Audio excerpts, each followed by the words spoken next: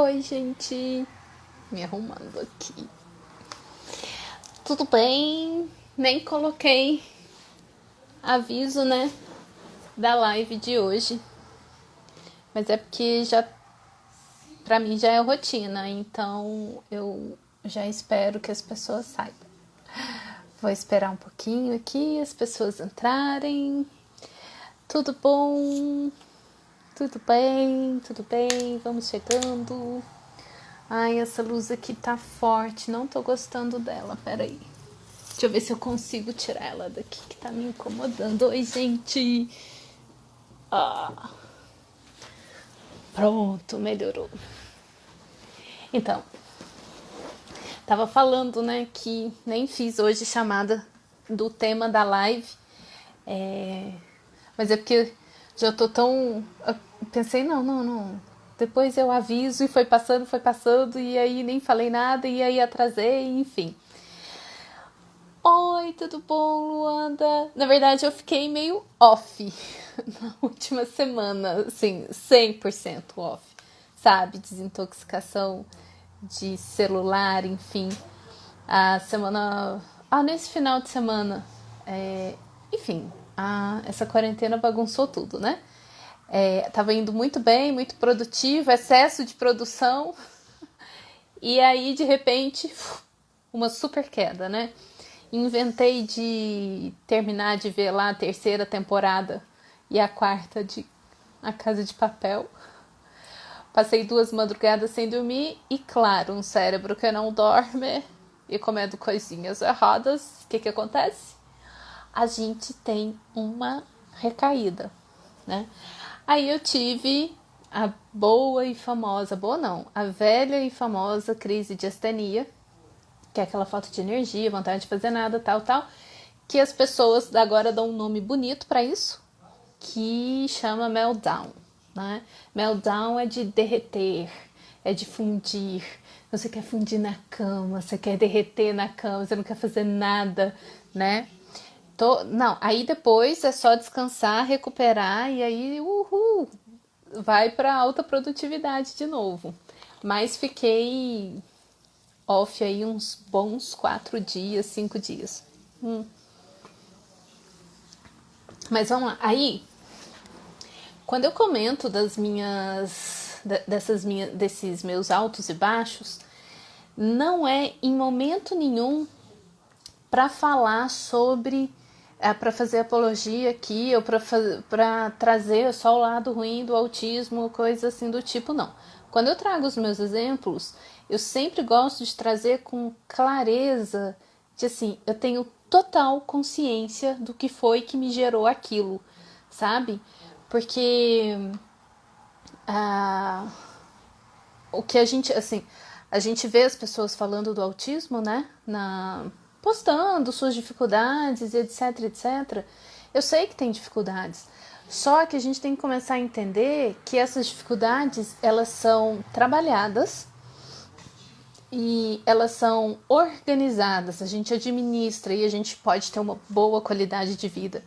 Então eu falo que hoje eu não posso mais me dar o luxo da inconsciência.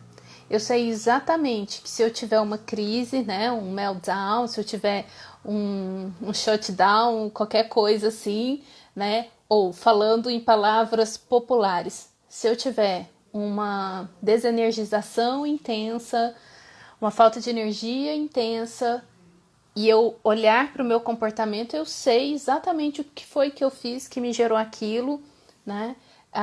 Da mesma forma, pode assim. Então, questão alimentar pode me gerar tanto uma recaída, uma queda de energia, principalmente se estiver aí associada com a questão do sono, né? O sono atrapalha demais o funcionamento do nosso cérebro, como também posso, ao invés de ter um meltdown ou uma crise de falta de energia e de isolamento, eu ter uma crise mais reativa, né, com maior hipersensibilidade e agressividade, enfim, crises de irritabilidade intensa ou coisa assim, tipo, sai daqui, não conversa comigo, sabe, esse tipo de coisa assim. Oi, tudo bom, Paula? E aí, Eu vou contar para vocês o que eu fiz. Quinta-feira, eu comi um Big Mac. Na sexta-feira, eu comi o quê? Pizza. E isso passei sexta-feira a noite inteira, fui dormir às 4 vendo Casa de Papel.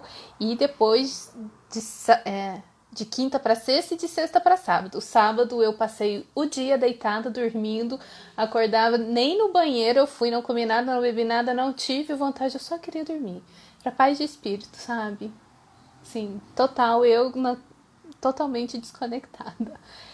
Gente, não dá pra falar que o meu comportamento indisciplinar não ia ter consequência, mas não tem problema. Eu tô bancando a consequência, entende? Então, por isso que eu falo que a gente aprendeu o nosso perfil alimentar, comportamental, traz pra gente essa coisa do bem-estar, da consciência. Eu sei o que eu faço e eu sei a consequência que eu vou ter. Porque a hora que eu estiver lá, eu não posso culpar ninguém, eu não posso culpar o desequilíbrio, nem nada disso, ok? E falando nisso, né, uma introdução, um aquecimento para o tema de hoje, que vocês nem sabem qual é, né? Vou falar sobre empatia. Tema polêmico. Ai, tem coisas muito legais para falar sobre isso, dos estudos recentes, né? E aí tem essa coisa, né? Essa discussão, é muito clássico falar que autista não tem empatia, que as crianças autistas não têm empatia. Nas avaliações, né? Como açaí passa uma... Ai, açaí. Mas, Val, vamos conversar. Quem conhece açaí? Não. O açaí do Sudeste, Centro-Oeste é diferente do açaí do Norte, né? Beleza? Val, você é da onde? Acho que você é de Minas, né, Val? Eu morei 8 anos no Norte. Gente, aquilo é viciante. É outra coisa, muito diferente do açaí que a gente come aqui pro Sudeste, no Centro-Oeste. Aí sim, quando você come lá uma tigela de açaí, não tenha sombra de dúvidas que você não vai prestar para nada depois. Você quer dormir, tá? Quando alguém ia me visitar lá e eu levava para comer peixe com açaí, que é uma delícia, não tinha como cumprir o roteiro turístico logo após o almoço. Era ir para casa, deitar e dormir, porque pesa no estômago, dá um sonão, é bom. Não é que é salgado. Ele é Ituiutaba, isso. O açaí do norte, ele é cremoso, né? E aqui a gente acostuma muito comer com açúcar. Lá eles também, a elite, né? Come com açúcar. Mas o açaí ele é muito gorduroso, uma gordura boa. O açaí lá é tipo um creme de abacate, sem ser congelado, sabe? É bem, enfim. Mas enfim, me readaptei fácil ao açaí daqui, que é completamente diferente, é só uma bomba calórica, né? Aqui a galera ainda toma como energético, não sei o que, tal. Sobremesa. Quando eu tiro foto do açaí que eu preparo aqui para mandar pra galera de lá, eles falam que é heresia. Gente, é tudo bom, ok? Eu ando bem irritada fazendo dieta sem carboidrato e esses dias saí do regime e comi açúcar. Fiquei super feliz, agitada, brincando. Oi, Camila. Camila sabe o que tá... Seu novo Insta. Ah, é verdade, que legal. Muito bom, meu eu autista. Olha só, a pessoa se desabrochando. Muito bem. Então vamos lá. Por que eu achei importante falar sobre essa questão da empatia? Tem um tempão que eu quero falar sobre isso. Porque assim, eu sempre me coloco, a minha proposta sempre é convidar as pessoas, e não só os autistas, porque o meu público hoje em dia está voltando muito para o autismo, mas o que eu trabalho com os autistas é o que eu tento trabalhar também com quem não é do espectro, ok?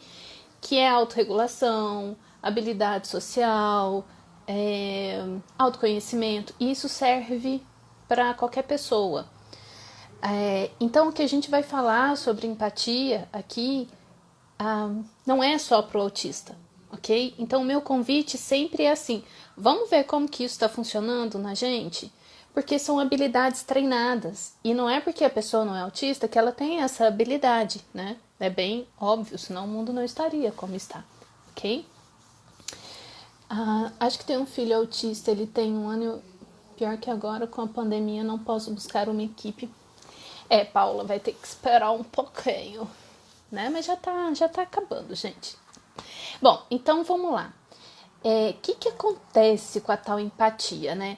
Hoje, quando tem essa coisa do adulto que está se descobrindo no espectro, muitos pesquisadores que estão se identificando no espectro, recebendo diagnóstico, enfim, mais fora, né, do Brasil.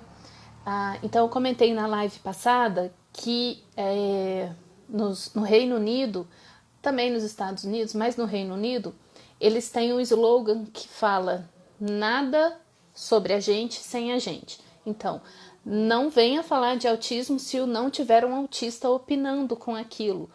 Que é a ideia assim, eu sei o que acontece comigo. Você não pode saber mais de mim do que eu mesma. Né? Então, muitos pesquisadores começaram quando eles se perceberam no autismo, eles começaram a associar muito do que se era falado, do que se tinha de teoria, né, na literatura sobre o autismo com aquilo que era a vivência deles. E aqui a gente está falando de autista leve, né, com bom rendimento cognitivo, sem déficit intelectual. Okay? Então, aí o que aconteceu? Fala-se muito que o autista não tem empatia. Isso não deixa de ser verdade em certo aspecto. Tem um déficit nisso, mas não é só isso. Se a gente vai conversar com os autistas adultos, né, nos grupos, tem trocentos mil grupos hoje em dia, nacionais mesmo, de adultos que se identificam ou já receberam o diagnóstico, e a gente vai ouvir muitos falarem da empatia, né? A Camila até usa um termo de empatia tóxica, né, Camila? Em que você vê a dor do outro e você sofre com aquilo dói como se fosse em você mesmo, né? Então, por exemplo, eu não consigo filmes ou notícias na televisão, não vejo televisão, porque a dor do outro me dói imensamente. Então, esse é um componente da empatia. E aí, o que vai acontecer? As pessoas vão discutindo na pesquisa conceitos. E essa é o movimento da ciência, né? A gente tem que entender que tudo sobre o autismo é muito novo na questão desse entendimento do autista adulto, como isso funciona, e a contribuição que os pesquisadores autistas, né, vão trazer é incrível. E já começou uma discussão muito interessante a ponto de começar a se desconstruir certos conceitos muito sólidos até então. Então, e esse é o papel da ciência, gente. Não é para ser para sempre de um jeito só. A ciência progride. Aquilo que se achava antigamente, né, vai mudando, porque vai se descobrindo coisas novas. E isso é uma coisa que acontece sobre a questão da empatia. Então, assim, esses conceitos que eu vou trabalhar aqui com vocês hoje, que eu vou trazer para vocês hoje, olha que bacana. É de uma dissertação de mestrado da Samara Passos Santos Reis, da Universidade Federal da Bahia, do programa de pós-graduação em psicologia. Esse trabalho dela é de 2017. Muito bacana, muito bacana. Não achei artigo dela, quer dizer, também não procurei, eu fiquei mais, né, mas não tinha aparecido pelo tema em si. Aí, o que acontece? Esse artigo dela desenha todos esses conceitos de uma maneira tão gostosa de ler. É uma pena que a gente não tenha no Brasil a prática de leitura de dissertações, e muitas dissertações não viram artigos. Então, quem não está muitas vezes no meio acadêmico ou de pesquisa não tem acesso a esse material. mas é muito bom de ler. O texto dela é muito bem escrito. Então, o trabalho dela chama Empatia Afetiva e Cognitiva e o Fenótipo Ampliado do Autismo. Essa questão do fenótipo ampliado do autismo eu vou falar em outro momento para vocês. Hoje a gente vai falar sobre a empatia. Então, olha que legal. No título ela já fala que o trabalho dela vai fazer empatia afetiva e empatia cognitiva. 2 tipos de empatia. Muito interessante essa colocação dela para a gente entender muita coisa que acontece com a gente. Não só no autismo. Tem um pesquisador, já falei dele também, que é o Daniel Milton, que ele foi diagnosticado já na vida adulta com autismo, e o filho dele é um autista não verbal e hoje já tem 26 anos. E aí ele é um pesquisador hoje assim bem influente na área e ele traz essas discussões sobre o problema da empatia dupla. E ele trabalha um pouco esses conceitos também. Vou deixar assim, Silmar, eu não deixei da live passada, né? Então, olha só, o que acontece? A neuropsicologia ela estuda um conceito específico que chama cognição social, tá? Inclusive, a cognição social em testes, questionários americanos, ela é avaliada. É um dos fatores que se avalia no espectro do autismo. Cognição social. O que é a cognição social? Então, a gente sabe que a gente tem várias habilidades, né? Memória, atenção, funções executivas, e as funções executivas vão estar extremamente, como que fala? Fazendo parte, sumiu a palavra que eu queria, das habilidades sociais, tá? Então, eles colocam que a habilidade cognitiva, ela envolve a percepção e o processamento de informação relevante, tá? Socialmente relevante, aquilo que você observa, que é relevante, que você vai utilizar, então, aquilo que você percebeu no ambiente, no contexto social, e você vai utilizar a sua percepção para modular o seu comportamento. O que é modular comportamento? Você está falando com a criatura está fazendo cara de desinteresse, você tem opções. Você percebe aquilo, você vai mudar de assunto, você vai, sei lá, perguntar para ela, mas você não gosta desse assunto? Enfim, então, de alguma forma, a gente percebendo o comportamento social, a gente modula nosso comportamento. Quem faz palestras ou quem dá aula, né? Quem dá aula percebe muito isso. O professor tá lá dando aula, não sei o quê, e aí vai percebendo que os alunos vai ficando com sono, os alunos vão dormindo, aquilo ali de alguma forma modula seu comportamento. Quando eu estou dando aula e eu percebo, eu paro o que eu estou fazendo em questões teóricas, às vezes é o assunto teórico que dá sono mesmo, e vou para alguma atividade prática, né? Porque é horrível você estar aprendendo, tá com sono, não tá acompanhando, aí você tá dormindo, você tá com vergonha, você quer prestar atenção. Então, assim, isso é perceber o ambiente e modular o comportamento.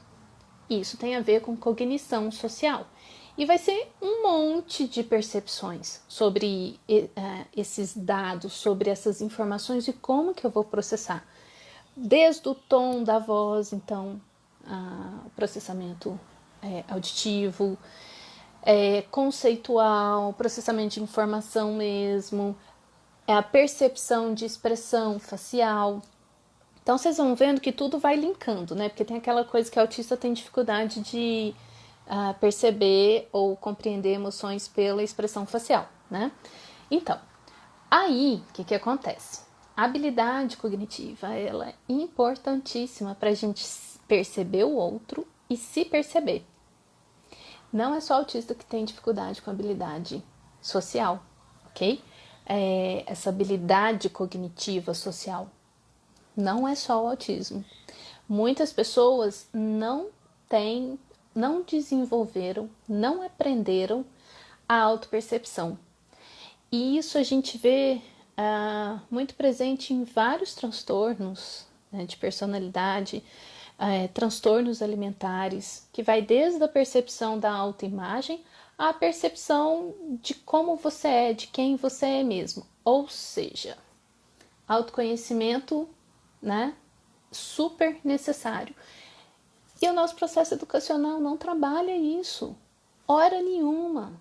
Hora nenhuma. E aí, isso vai interferir em nosso desenvolvimento, a nossa cognição social, certo?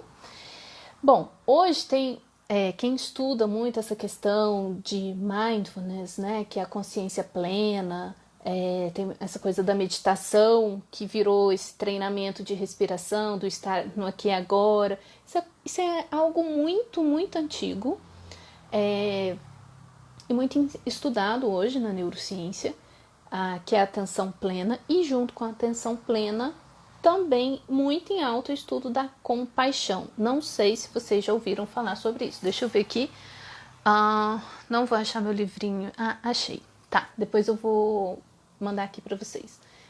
Tem um livro que chama Um Coração Sem Medo, ok? E aí é para todo mundo isso, tá? Esse livro, ele é fantástico. É um livro simples, gostoso de ler, e tem atividades práticas para você se experimentar. E ele é um protocolo de treinamento desenvolvido em Oxford sobre compaixão. Porque hoje, assim como a atenção plena, né, que é o mindfulness, é algo treinável, ensinável, e quanto mais você pratica, mais você cria essa habilidade, a compaixão também. Quanto mais você treina a compaixão, mais você desenvolve essa habilidade. E aí, por que isso tem a ver com a empatia? Então, o que a gente entende sobre a empatia? É sentir a dor do outro, ok? Quando o pessoal começou a estudar o conceito de compaixão, o que eles falam? Que a empatia ela deveria ser compreendida como uma resposta emocional, afetiva. E ela tem que ser automática, né? Então eu vejo a dor do outro, eu sinto aquilo em mim, dói em mim, ok? Ela é quase que instintiva.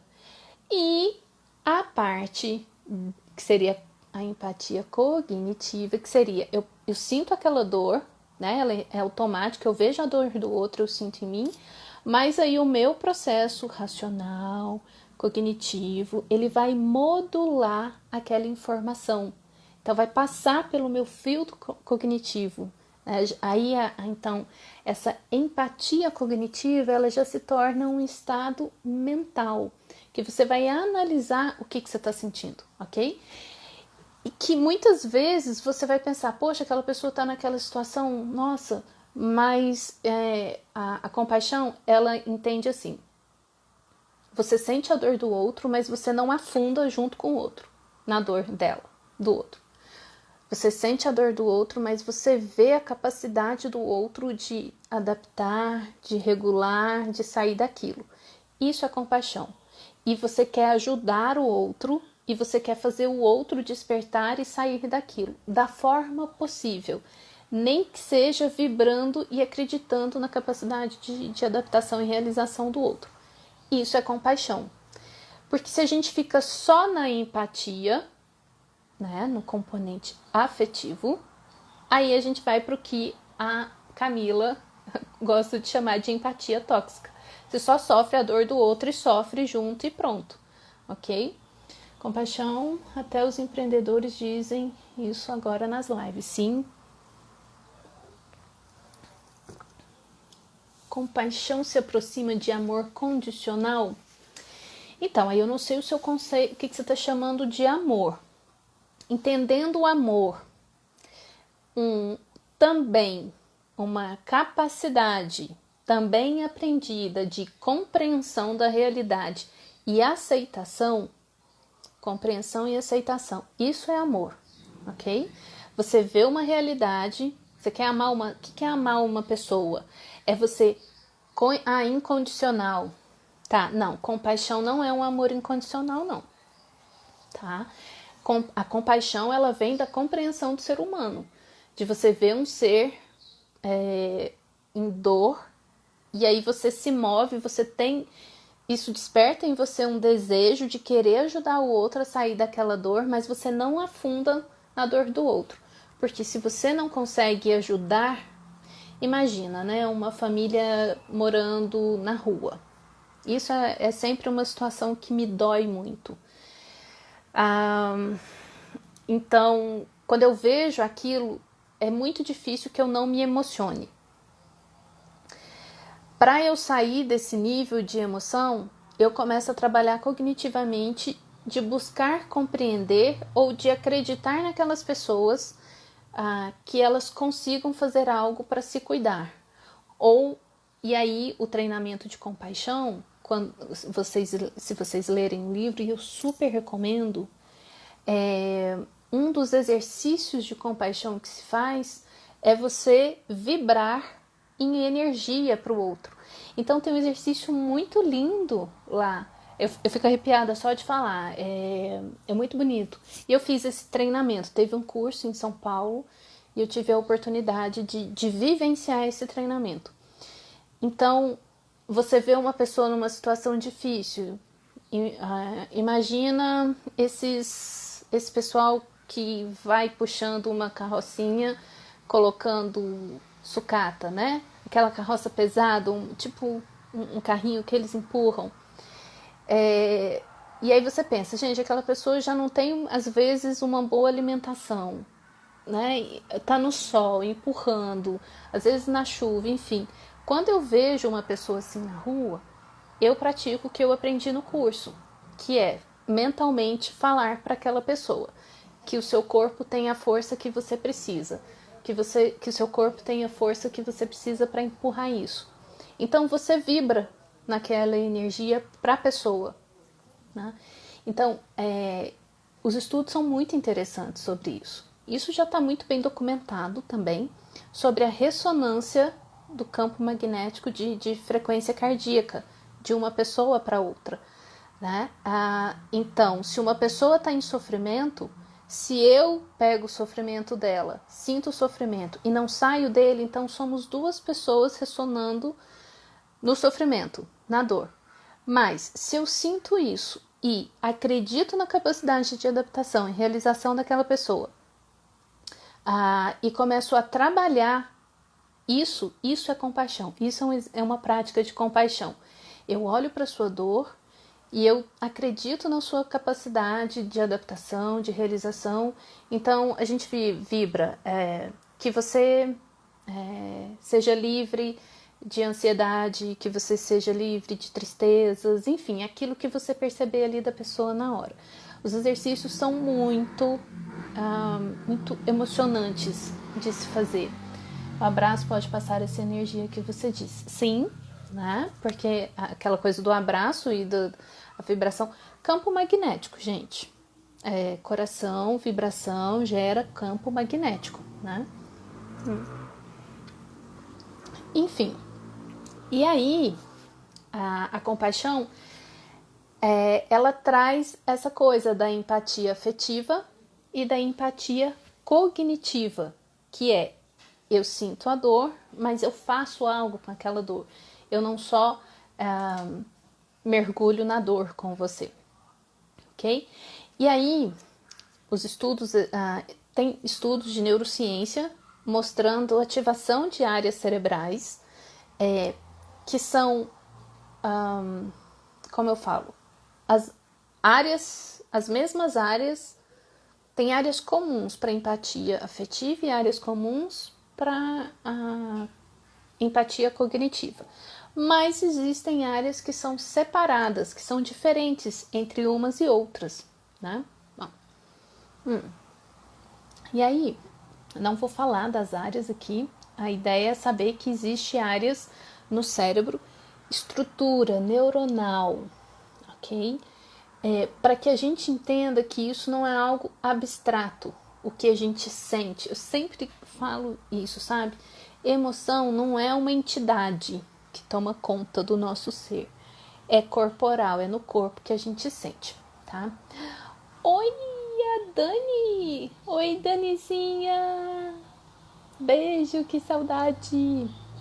Enfim, e aí, o que acontece com aquilo que a gente já sabe sobre o autismo? Quem nunca ouviu falar sobre teoria da mente, né? Aí, quando você estuda o conceito de empatia afetiva e empatia cognitiva, você chega num dilema que é, mas isso parece a teoria da mente, né? Onde que a teoria da mente vai interferir nessa coisa da empatia cognitiva, enfim. E alguns estudos mostram que aquilo que a gente testa em avaliações, chamando de teoria da mente, não necessariamente é o conceito de teoria da mente. Não está avaliando exatamente o processo cognitivo de teoria da mente. Então, atualmente, não se tem um consenso sobre esse conceito. Eu mencionei já em algumas lives que o conceito de teoria da mente estava sendo flexibilizado e repensado.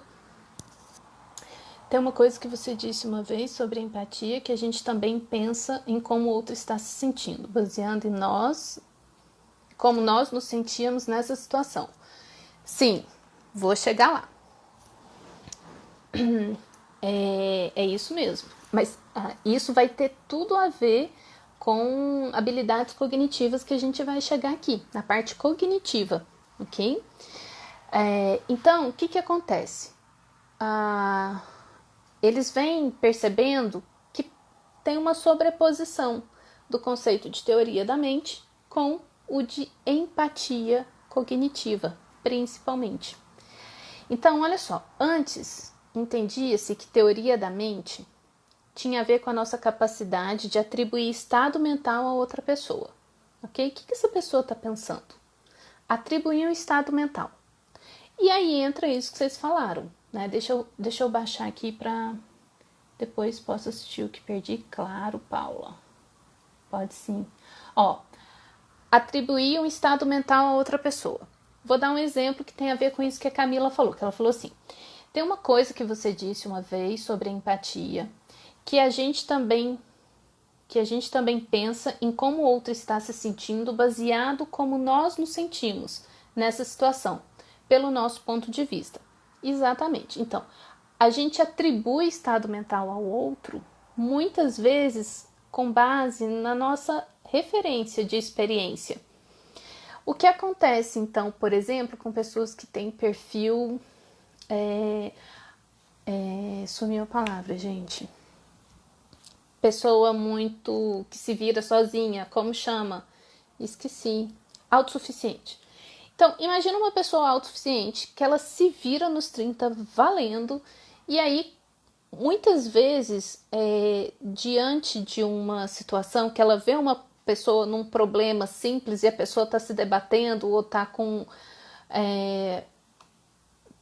reações emocionais, ela olha para aquilo ali e aí ela projeta no outro o seu próprio comportamento. Como que aquela pessoa está sentindo naquela situação? Cara, eu, cheia das dificuldades, eu me viro e essa criatura não consegue e está sofrendo com isso. Ok? Então, aí, essa coisa de projetar a gente no outro, muitas vezes vai atrapalhar nisso que a gente chama de empatia cognitiva, de se colocar no lugar do outro, ok? Então, vamos lá.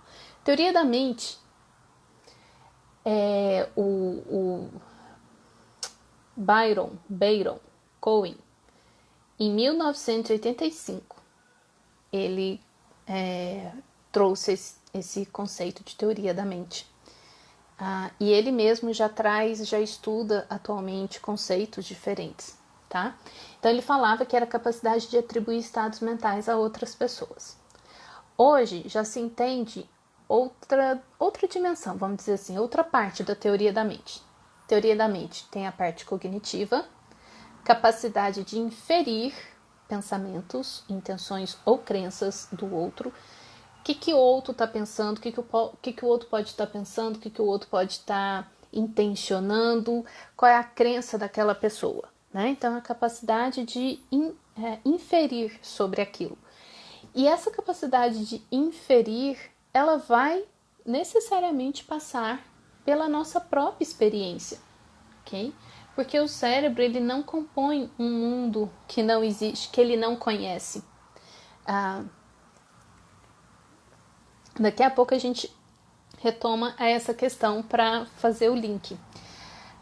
Então, essa é a parte cognitiva da teoria da mente, que tem a ver com pensamento, com a parte de processamento de informação. Eu vou inferir o que o outro está pensando, qual é a crença do outro por trás, a intenção do outro. E tem a parte afetiva, que tem a ver com a capacidade de inferir e compreender emoções alheias. Agora vamos lá. Se eu sou a minha referência e eu não sei sentir as minhas emoções, como é que eu vou compreender a emoção alheia? Não faz sentido. Não faz sentido. E a gente vai ver isso não só no autismo, que é o que o Damian Milton fala, ok? Então, Camila, isso que eu falei, que a gente tende a projetar a minha dor no outro, é exatamente isso. O cérebro, ele sempre entende a realidade a partir da nossa própria vivência. Se você não tem uma vivência, não é que você não pode compreender o que o outro está passando. Você pode tentar se colocar no lugar dele e tal, mas se você já vivenciou algo parecido, você tem um alcance maior sobre aquilo. Então, era, por exemplo, quando eu via, né, os meus irmãos fazendo mestrado e eles sofrendo e aquela coisa e não sei o quê, cara, né, eu tinha tanta dificuldade a vida inteira de aprendizagem, que quando eles falavam das dificuldades que eles estavam tendo, das ansiedades do mestrado, etc., eu pensava nas minhas dificuldades. E pensava, cara, bem ou mal eu me virei, né? Então tá, eles vão se virar. E eu não entendia por que aquilo era tão sofrido. E sempre ouvia as pessoas falarem como o mestrado era sofrido, até eu vivenciar o meu mestrado, né? E eu morria de medo também, assim, de fazer mestrado, porque era uma coisa de outro mundo, né? Quando eu vivenciei a coisa do mestrado, hoje a minha capacidade de empatizar com as criaturas que estão se metendo nisso é grande. Mas também de falar, caramba, é possível, vai lá, vale muito a pena, tá? Mas imagina que a minha experiência no mestrado tivesse sido muito bacana e muito simples. E olha que o meu foi, assim, sensacional. Eu não tive problemas. Os problemas foram as minhas próprias dificuldades. Então eu veria uma pessoa reclamar do mestrado e falava, gente, nada a ver, isso é tão fácil, isso, ok? Mas se eu não pensar, mas sou eu nisso, mas como isso pode ser com outro? E aí, isso é uma habilidade treinável, de você pensar como o outro pode estar vivendo aquilo. Isso num treino dentro do consultório, a gente faz isso pensando em várias opções e como você sentiria se fosse isso, e se fosse isso, e se fosse aquilo, ok? Uma abordagem muito legal de trabalhar isso é o psicodrama. É muito legal de trabalhar isso, porque a gente vivencia de fato no roleplay, né, representando uma cena, ok? Então aí criou-se esse dilema. E aí, teoria da mente é a mesma coisa que a empatia cognitiva? Ou a teoria da mente engloba empatia cognitiva? Ou teoria da mente é uma coisa específica dentro da empatia cognitiva? Então hoje tem essas discussões. São discussões teóricas, mas que se busca, né, ver em questões de estudo do cérebro, regiões ativadas, enfim. Então, por que eu estou falando isso? Para a gente começar a entender que aquilo que a gente sempre achou sobre o autismo não necessariamente é aquilo. A gente precisa ampliar, flexibilizar, e depois fala que o autista que tem flexibilidade cognitiva, né? Ok. Então, o que a gente tem? que a gente entende hoje? E aí, pensa se isso faz sentido para você, né? Você vê uma situação de alguém passando por uma situação difícil, e aí você tenta entender o que o outro está sentindo. Se eu estivesse naquela situação, como será que eu estaria sentindo? Bom, se é uma pessoa que tem dificuldade de aprendizagem, vai ter uma perspectiva. Se é uma que não tem dificuldade de aprendizagem, vai ter outra. Então, passa pelo meu filtro, pelas minhas próprias crenças. E aí, isso é o que o Daniel comenta, né? Mas eu já vou falar sobre isso. Então, empatia cognitiva. Tentar entender como o outro se sente. Fazer o exercício de se colocar no lugar do outro, ok? E a empatia afetiva é experienciar as emoções do outro. Repito, essa é a parte que eu acho engraçada. Como que você, criatura... Eu falo, gente, meu avô chamava a gente de criatura. Meu avô chamava as vacas pelos nomes. A Rúbia estava aí, né? A Rúbia é minha prima. Meu avô chamava as vacas tinham nomes, as galinhas tinham nomes, os cachorros... Ele chamava as galinhas pelos nomes, mas a gente era criatura. Criatura! Sim, né, Rúbia? Não sei se ela ainda tá aí. Enfim, meu avô tinha uma grande habilidade de comunicação com os animais. Deixa eu ver. Ok. Ai, apertei alguma coisa, gente. Voltou. Tá. Então, o que acontece? Aí a gente chega num conceito que tá começando a florescer, que é discutido por esse pesquisador, o Daniel Milton, que é autista e tem um filho também autista não verbal, que ele chama de problema da dupla empatia. Então já tem alguns artigos já pesquisando e estudando essa questão da dupla empatia, que é o seguinte: o que eles fizeram? Eles colocaram pessoas autistas numa sala para se relacionar com pessoas não autistas. Então, tipo uma sala de recepção, uma situação bem corriqueira, assim. E aí, então tinha pessoas autistas e não autistas, depois pessoas autistas e pessoas autistas. E aí eles foram ver, e pessoas não autistas com pessoas não autistas. E eles foram ver o quanto essas pessoas conseguiram ter empatia uma pela outra, né, na situação que eles colocaram ali para acontecer. O que eles chegaram à conclusão? Que as pessoas não autistas tiveram o mesmo desempenho do que as pessoas autistas em relação a não ter tanta empatia um pelo outro.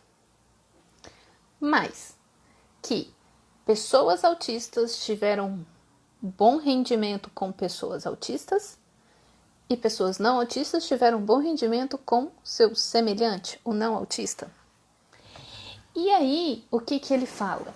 Isso ele chama então de problema de dupla empatia, que ele fala: a questão da teoria da mente não está no problema na minha cabeça, no meu cérebro autista.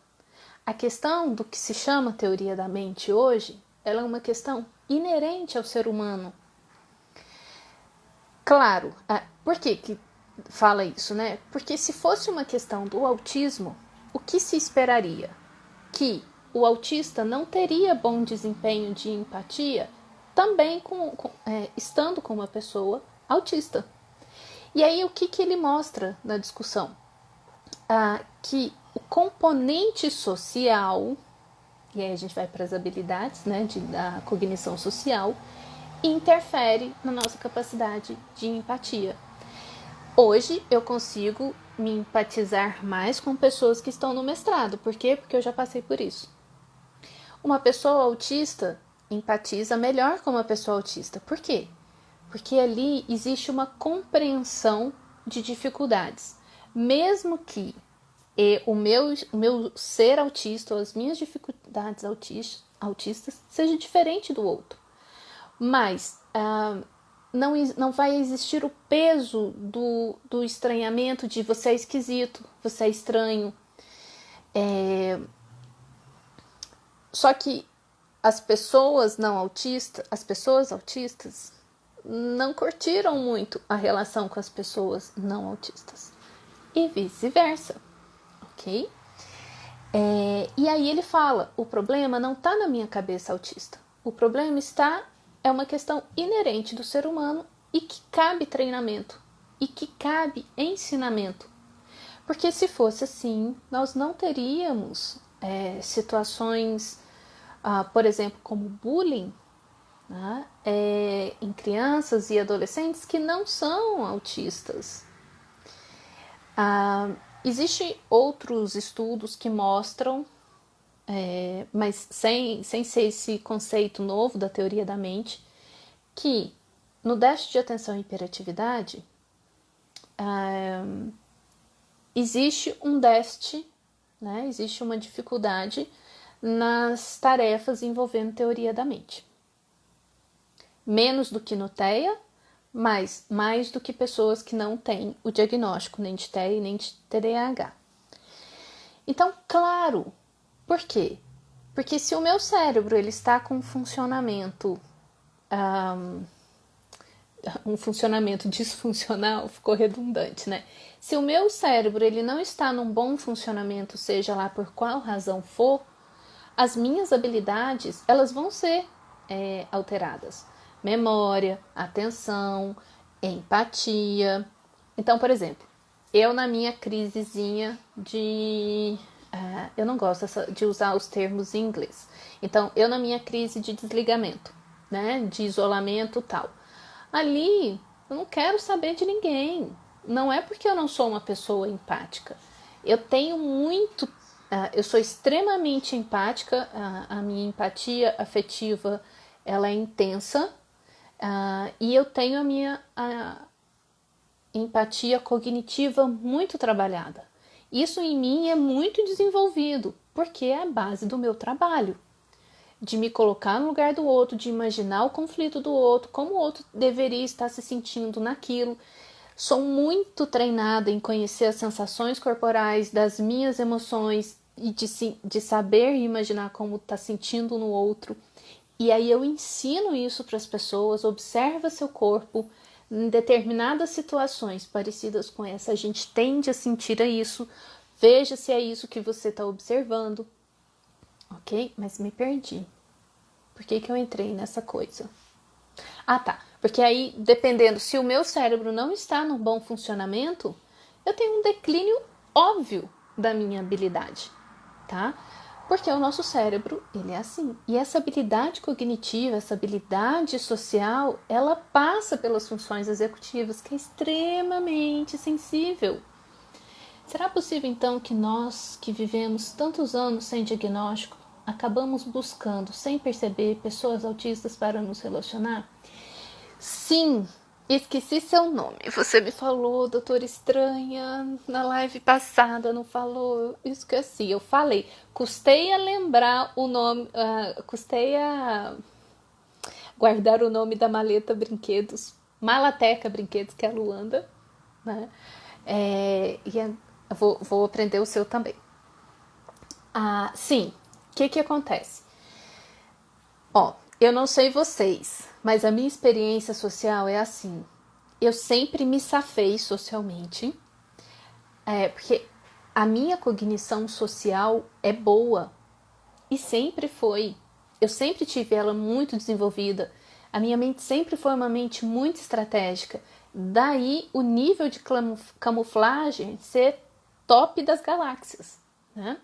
Então, o que acontece? Quando chegava, entrava um ano novo na escola e às vezes acontecia mudança de classe, cara, era desesperador aquilo.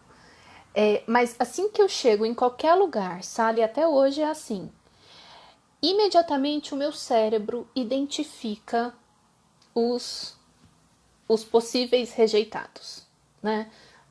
Porque é com eles que eu vou associar. Então, a gente se empatiza, a gente se identifica com dificuldades. E aí eu vejo nos grupos, né, autistas, Ellen, ai meu Deus, eu preciso fazer uma associação, Ellen. Na próxima live você sabe que eu vou te perguntar de novo, né? Então assim, generosidade com a tia, ok? Gabi, já ouvi de um autista adulto que no trabalho dele é mais fácil fazer amizade com pessoas introvertidas que são neurotípicos também. Sim, por quê?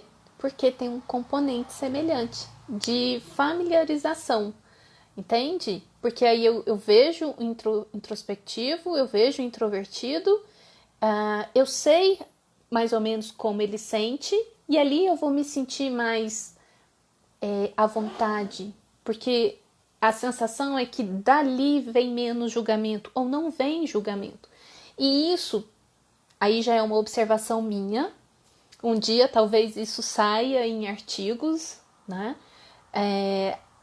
Na minha vivência de me relacionar com pessoas autistas, cara, assim, é zero necessidade de camuflar, porque você tem certeza que não vem julgamento dali.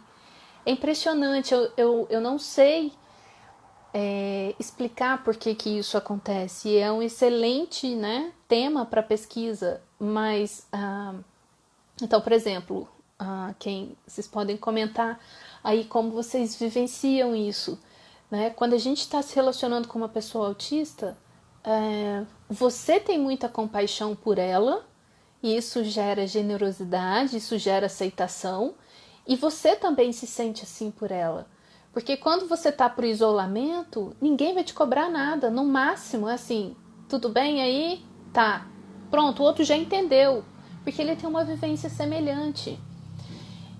Eu concordo, minhas amizades eram as excluídas também.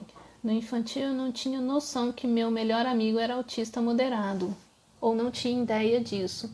Pois é, Beatriz, eu acho que muitos desses fenômenos vão começar a aparecer em pesquisas sobre autistas adultos, né? Deixa eu ver aqui, respondendo a questão da Ellen. Não sei se eu respondi, Ellen. Será então que nós vivemos tantos anos sem diagnóstico, acabamos buscando sem perceber pessoas autistas para nos relacionar?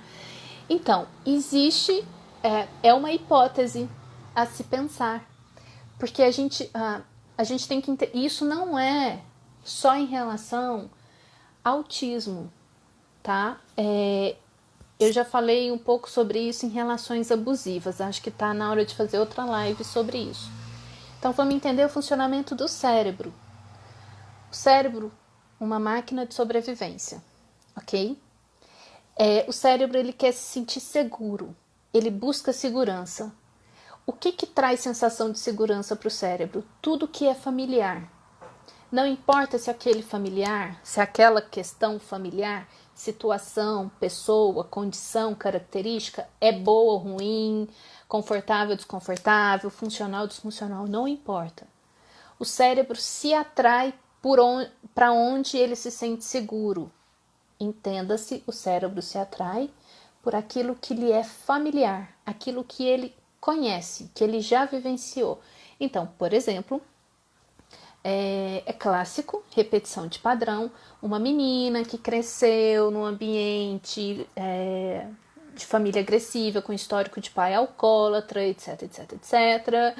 A tendência dela ter relacionamentos com homens alcoólatras ou agressivos é muito maior. Por quê? Porque, bem ou mal, é aquele sistema que o cérebro dela conhece. Então, é o que a gente fala assim, existe... a gente desconhece o nosso inconsciente, né? As intenções por trás dos nossos interesses e desejos têm a ver com aquilo que é familiar. Então Freud estava certo. As meninas tendem a se apaixonar por características parecidas dos pais. Não só do pai, mas também da mãe. Uma menina... Tô falando aqui de menino, mas poderia ser menino também. Uma menina que cresceu com uma mãe narcisista, abusadora, enfim. A personalidade, o aprendizado cognitivo e emocional daquela criança que foi crescendo e hoje está adulto, sem que ela perceba, com informações e percepções inconscientes de sensorialidade, de estilo de fala, de expressões faciais e gestos, ela vai se atrair. O cérebro dela, numa multidão, vai lá. É igual um paciente meu falava: Gabriela, mas não faz sentido. Era uma festa, tinha trocentas mil pessoas lá, por que eu fui lá naquela? Que era a repetição do padrão. Porque o cérebro faz um escaneamento e saca logo. Essa parte instintiva, gente, né? Se você não trabalha de conhecer esse padrão seu, você vai ficar repetindo. Então, autoconhecimento é a chave, certo? Dito isso, é o que vai acontecer na questão do autista. Depois de um tempo, você... Ainda mais depois que você já se descobriu autista, não sei o que, cara, você bate o olho e você fala: aquele ali é coleguinha, aquele é do meu time, né? Enfim, então, que eu queria falar muito nessa live é sobre essa questão da dupla empatia, né? E da gente começar a entender que o autismo, ele tem características, ele tem condições ali que classificam ele, mas que são dificuldades que podem ser sanadas por treinamento. Então as pessoas falam muito assim: e aí, o que eu faço depois que eu recebi meu diagnóstico? Adianta diagnóstico tardio? Vai interferir em quê?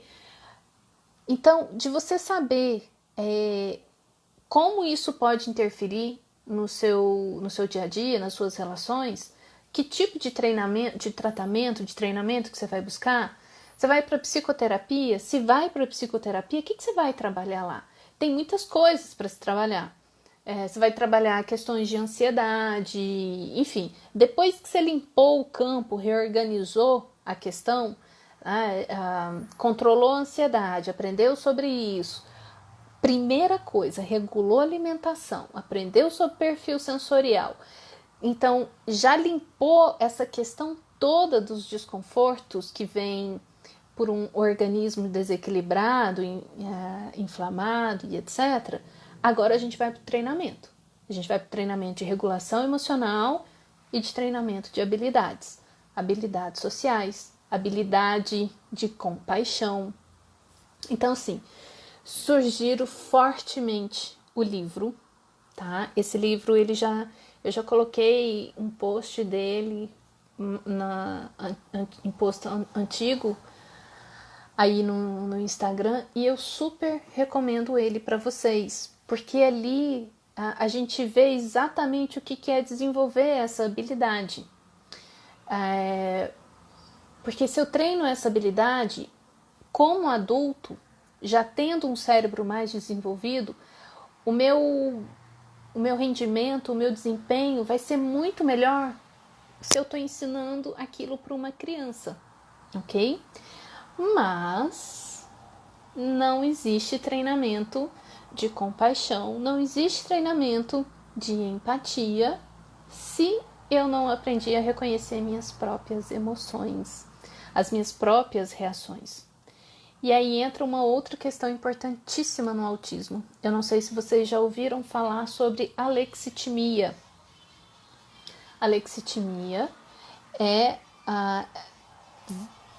tem alguns estudos, né, que falam sobre esse termo, que é um transtorno que tem a ver com transtorno sensorial, da pessoa não conseguir sentir as sensações corporais referentes às emoções.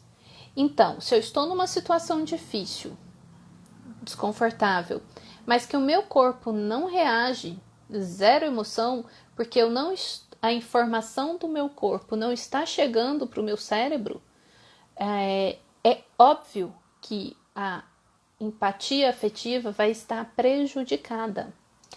Gente, vai cair aqui, aí eu vou encerrar e eu volto para algumas perguntas que vocês queiram fazer. Senão, aí eu volto só para a gente se despedir mesmo. tá bom? Beijo!